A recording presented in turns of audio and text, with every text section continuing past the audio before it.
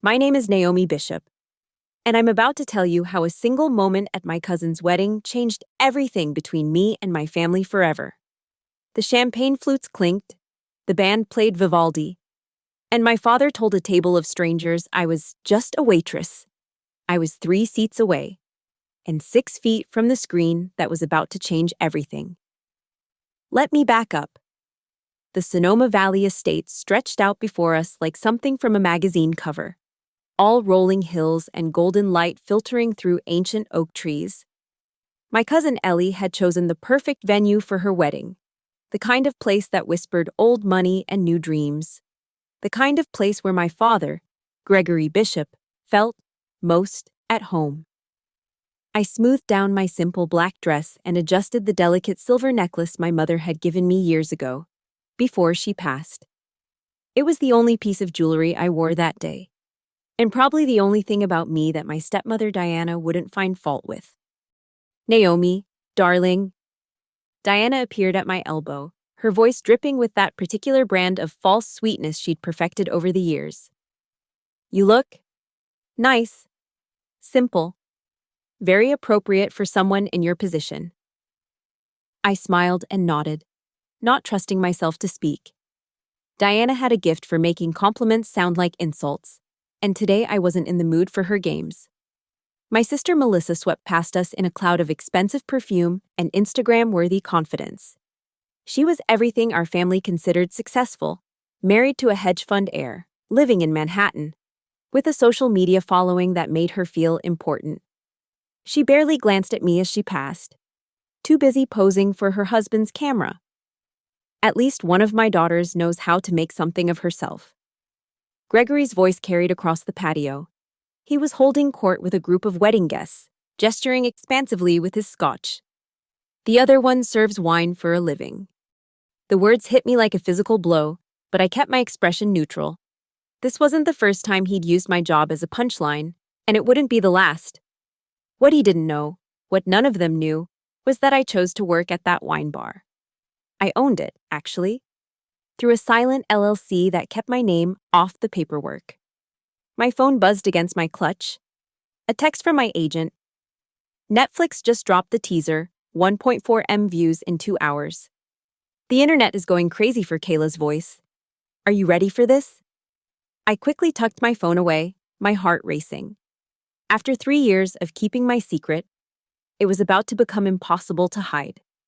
The ceremony was beautiful. Ellie looked radiant in her grandmother's vintage lace, and her new husband couldn't stop grinning. For a moment, I forgot about the whispered comments and sideways glances from my family. This was about love, about two people choosing each other. It was pure and simple in a way that made my chest tight with longing.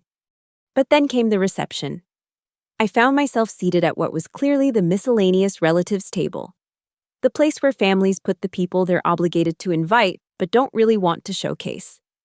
My table mates included a distant cousin I'd met twice, Ellie's college roommates plus one, and Uncle Pete, who'd been telling the same stories about his fishing trips for the past 15 years. So, Naomi, said Jake, my cousin from my father's side, leaning back in his chair with the confidence of someone who'd never doubted his place in the world. Still playing restaurant, I see. Jake worked in private equity and never let anyone forget it. He wore his success like a badge, constantly name-dropping clients and casually mentioning his latest vacation to the Maldives. I like what I do, I said simply, cutting into my salmon. But is it sustainable? He pressed. I mean, you can't serve drinks forever. What's your 5-year plan? 10-year plan? She doesn't have one. Diana chimed in from the next table over. She'd obviously been listening. We tried to help her get real jobs, corporate positions, connections through your father's firm. She's stubborn like her mother was. The mention of my mother made my jaw clench.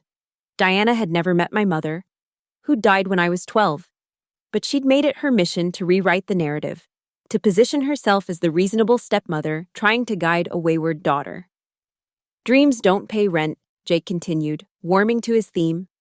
Trust me, I see it all the time in my work. People chasing artistic careers, burning through their savings, ending up broke and bitter. You're still young enough to pivot. I took a sip of my water and smiled politely. I appreciate your concern.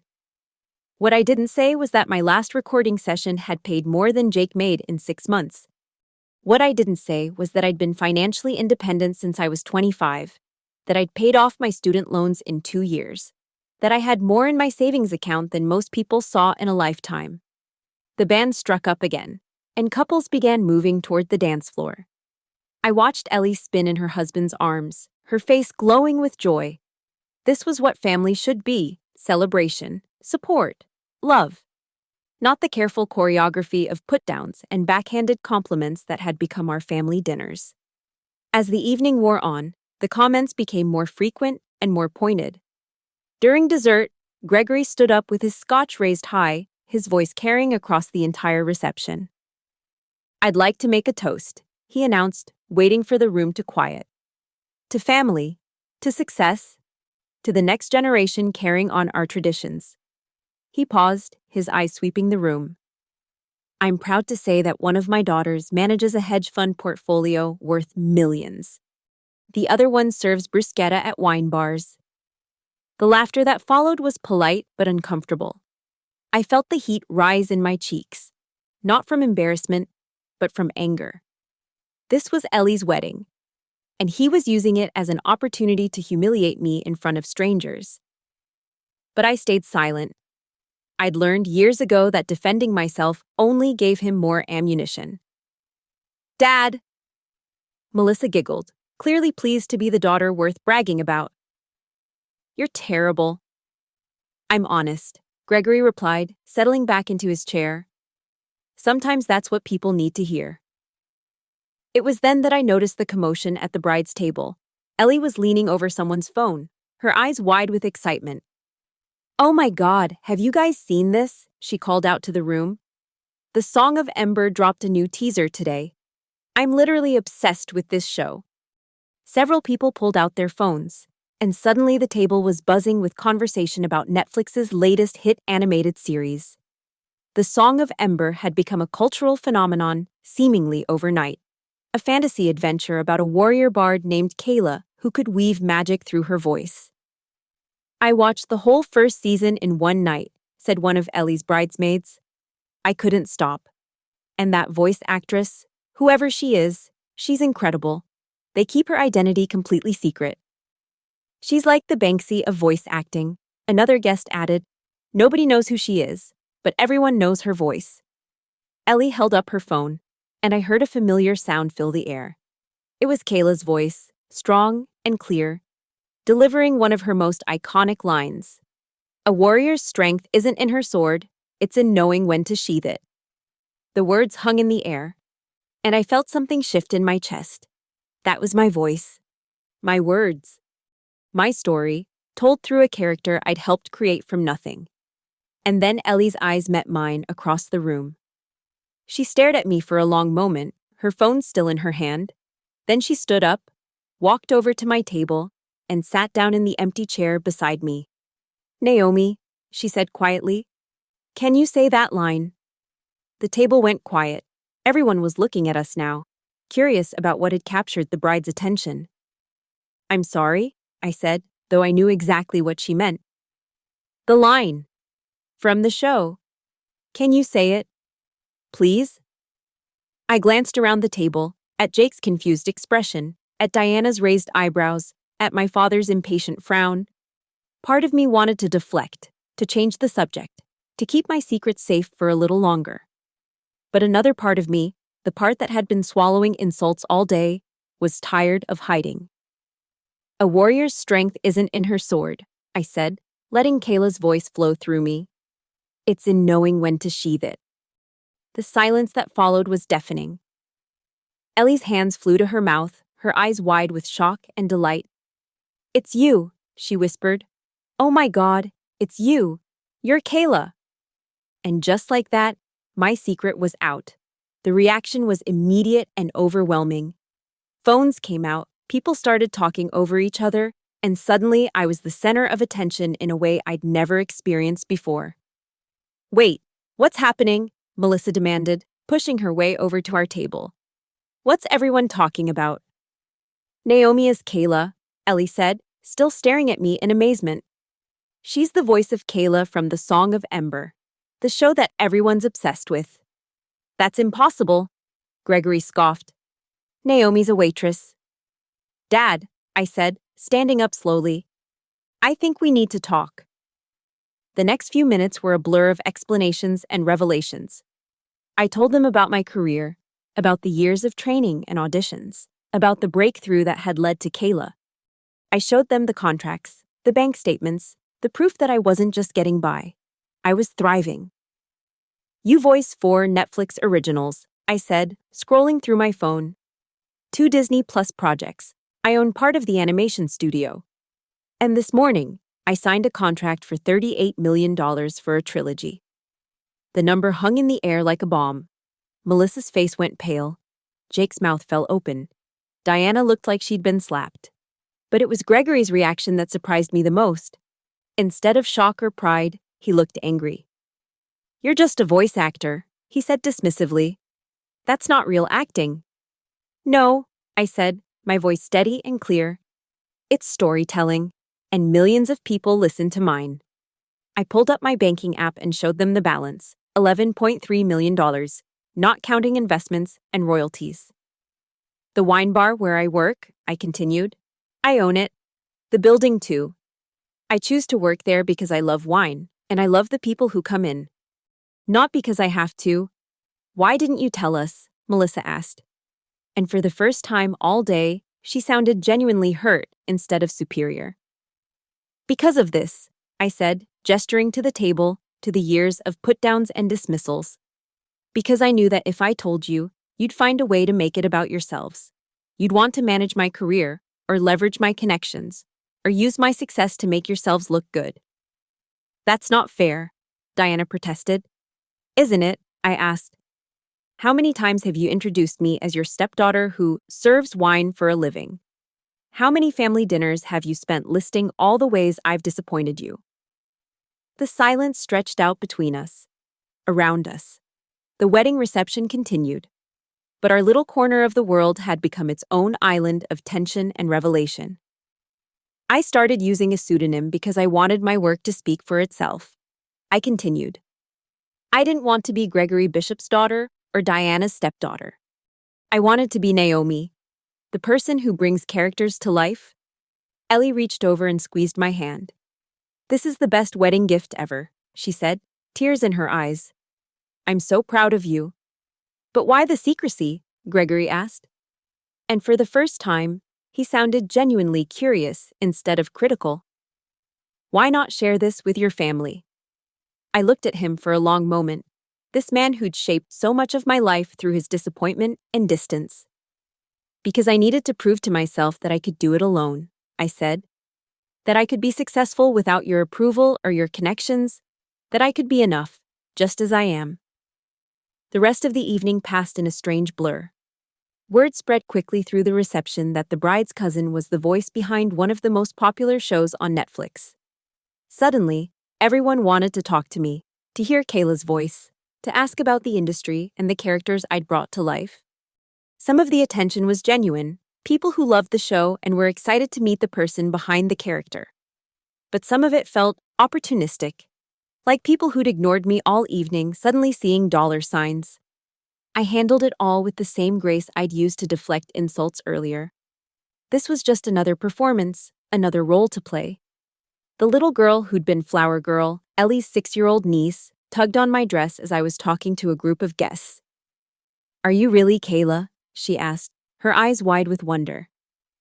I'm the person who gives Kayla her voice, I said, kneeling down to her level. Would you like to hear something? She nodded eagerly, and I spoke one of Kayla's gentler lines, the one she used to comfort her companions. Even in the darkest forest, a single flame can light the way home. The little girl's face lit up with pure joy. And in that moment, I remembered why I'd fallen in love with voice acting in the first place. It wasn't about the money or the recognition.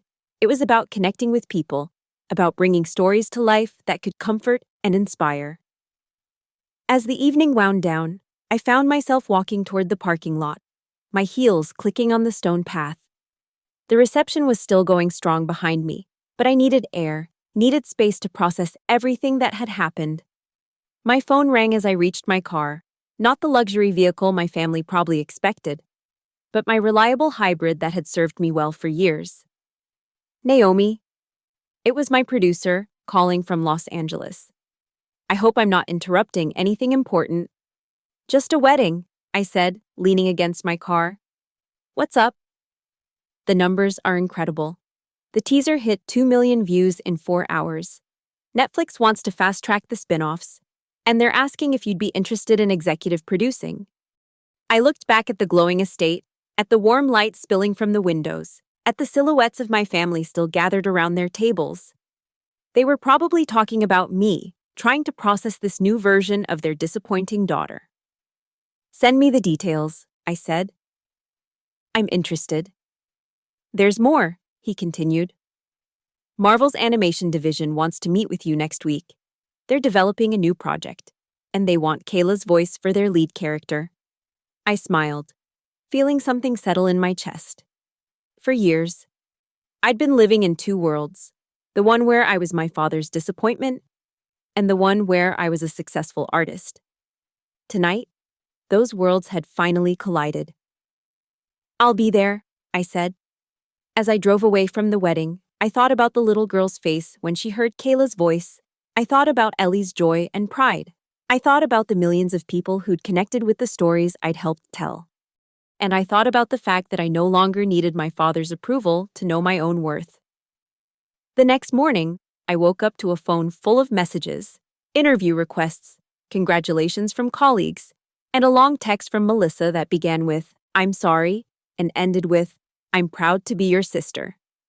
There was also a message from Gregory. "We should talk. I owe you an apology." I stared at that message for a long time. Part of me wanted to ignore it, to let him stew in his own embarrassment. But another part, the part that had learned compassion from playing wounded characters, knew that forgiveness wasn't about him. It was about me. I texted back, "Sunday dinner, but this time, we do it at my place."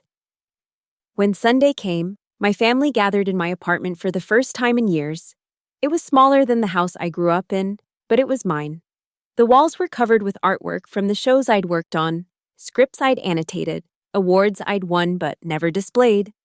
Diana walked around the living room, looking at the framed certificates and photographs of me with voice acting legends. "Why didn't you ever show us any of this?" "Because you never asked," I said simply. "You decided who I was, and you never bothered to look deeper." Gregory sat heavily on my couch, looking older than I'd ever seen him. "I was wrong," he said finally. "I was so focused on what I thought success should look like that I couldn't see what you'd actually accomplished." "You hurt me," I said. "For years, every family dinner, every wedding, every holiday. You made me feel like I wasn't enough." "I know," he said. "I'm sorry." The apology was simpler than I'd expected, but it felt genuine. We talked for hours that day. Really talked, for the first time in years. I told them about my work, about the characters I'd brought to life, about the fan mail I received from people who'd been touched by the stories. Melissa showed me her phone. She'd been posting about me on social media, celebrating her incredibly talented sister to her hundreds of thousands of followers.